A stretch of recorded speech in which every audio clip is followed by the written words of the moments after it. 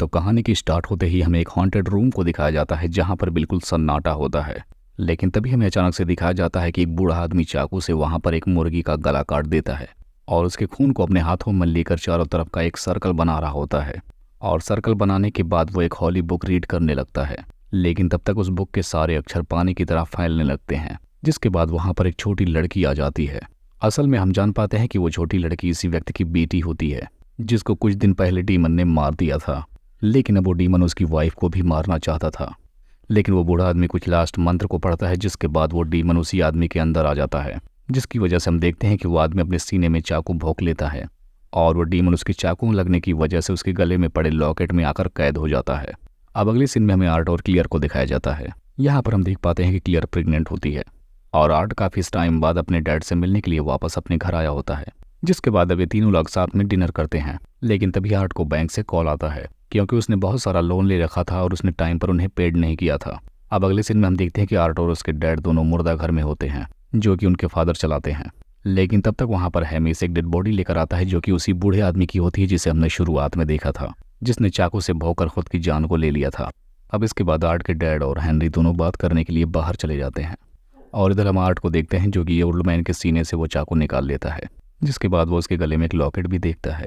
अब उस लॉकेट को उसके गले में से जैसे ही काट कर निकाला जाता है, उस बूढ़े आदमी की आंखें खुल जाती हैं और वो क्रिस्टल उसके हाथ से छोड़कर जमीन पर गिर जाता है, जिससे हम जान पाते हैं कि अब वो डीमन फिर से आज़ाद हो चुका है। अब इसके बाद हम देखते हैं कि उसके डैड मंत्र वाला चाकू देखते हैं और आर्ट से क्लियर का ध्यान रखने के लिए कहते हैं। जिसके बाद अब आर्ट वहाँ से चला जाता है। अब अगले सीन में हम देखते हैं कि आधी रात के टाइम क्लियर की आंखें खुल जाती हैं और उसे कमरे में किसी के होने का एहसास होने लगता है।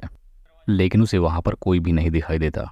लेकिन उसके रूम का दरवाज़ा अपने आप खुल जाता है और लेकिन वो वहाँ पर जब जाकर देखती तभी उस पर एक बूढ़ा आदमी हमला कर देता है। लेकिन तब अचानक से क्लियर की नींद फिर से खुल जाती है और उसे पता चलता है कि बस वो एक बुरा सपना देख रही थी। लेकिन ऐसा नहीं था, उसके साथ जरूर कुछ भूतिया हुआ था क्योंकि उसके बेड पर भी खून लगा हुआ था।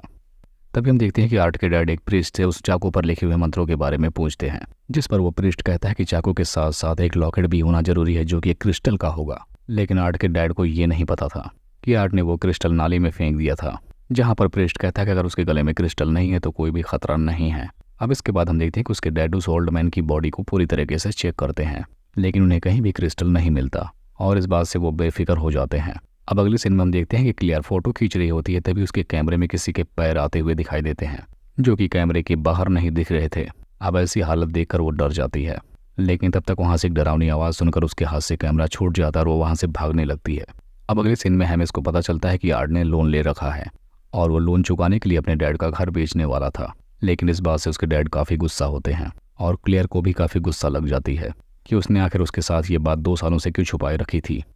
अब इसके बाद हम देखते हैं कि उसके डैड मुर्दा घर में लोन्स के पेपर्स पढ़ रहे होते हैं।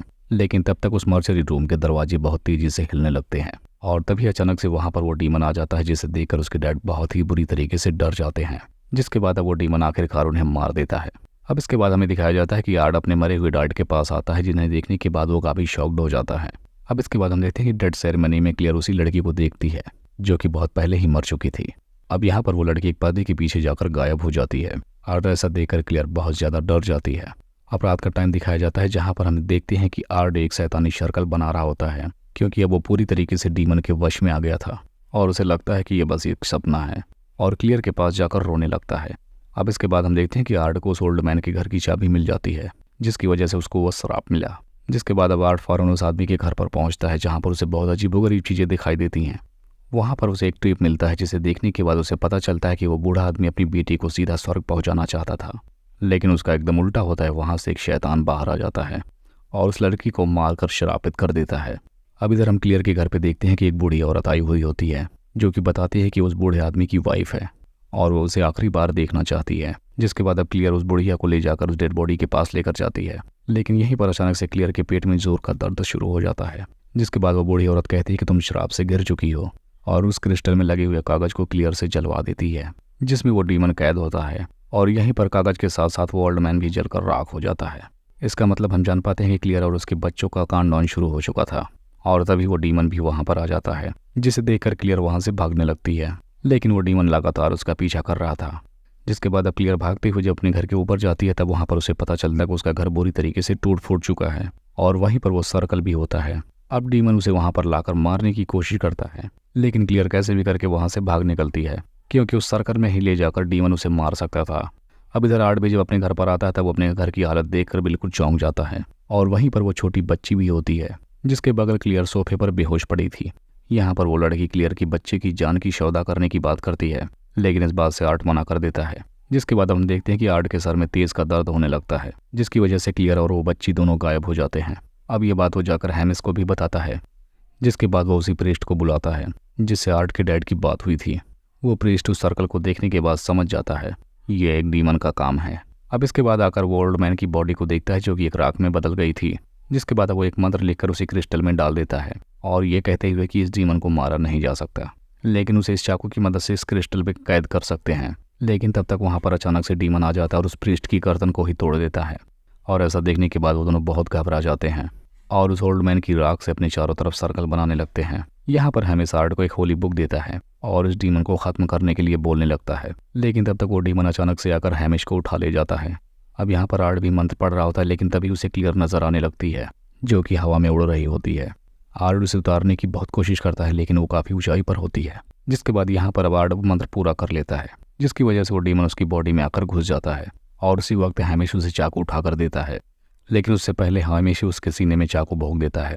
अब हमें पता चलता है कि वो डीमन की ही साजिश थी, क्योंकि हैमिश तो पहले से ही मर चुका था। यहाँ पर आर्ट सर्कल से बाहर था और वो लॉकेट भी उसके गले से गिर चुका था। इसका मतलब हम जान पाते हैं कि वो डीमन अभी भी कैद नहीं हुआ, और इसकी वजह से आर्ट भी बेवजह मारा जाता है। लेकिन तब तक क्लियर अचानक से उठती है, जिसे लगता है कि यह सब कुछ एक सपना था, और इसी वक्त वो आर्ट को दरवाजे पर देखती है, और वो उठकर जैसे ही उसकी तरफ जाती है तभी उसे पता चलता है कि एक डीमन की चाल थी, ताकि क्लियर भी उसके बनाए हुए घेरे में आ जाए, और वो आ भी जाती है, जिसके बाद वो डीमन क्लियर को भी मार देता है। और इसी को दिखाते हुए इस मूवी का यहीं पर एंड हो जाता है।